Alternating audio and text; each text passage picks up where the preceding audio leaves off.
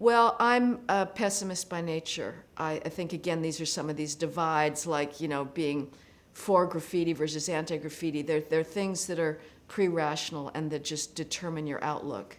And so I'm inclined to always see the bad things. And I know that there's people that will say, but how can you ignore all the good things? But I look at the world I've been involved in since the 70s, and I see no improvement there. I see one long decline. We have won no battles, period. We won welfare reform, which is a different area. Temporarily in the 96, it did very little.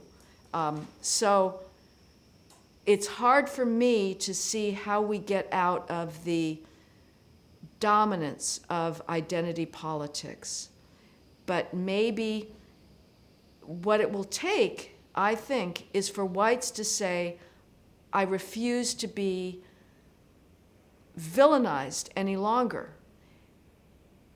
But if it's viewed as unifying rhetoric for Joe Biden to give in his inauguration speech one long screed against alleged white supremacy, if that's viewed as unifying, if whites are that passive and that willing to be denigrated constantly, it seems to me fair play for there to be some sort of white identity politics, if not inevitable.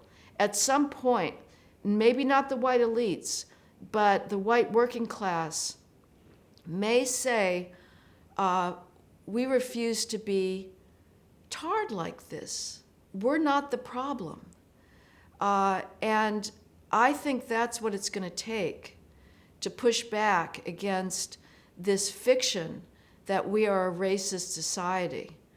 But until that happens, if the only allowable explanation for racial disparities remains racism, and that is our current state, the only allowable explanation in the New York Times and the Washington Post and CNN and MSNBC for the fact that there is a disproportionate number of blacks in prison and an underrepresentation of blacks in Google and at Covington and Burling and at Kleiner Perkins, if the only allowable explanation is that there's discrimination against blacks by the police or discrimination against black engineers at Google, the left wins.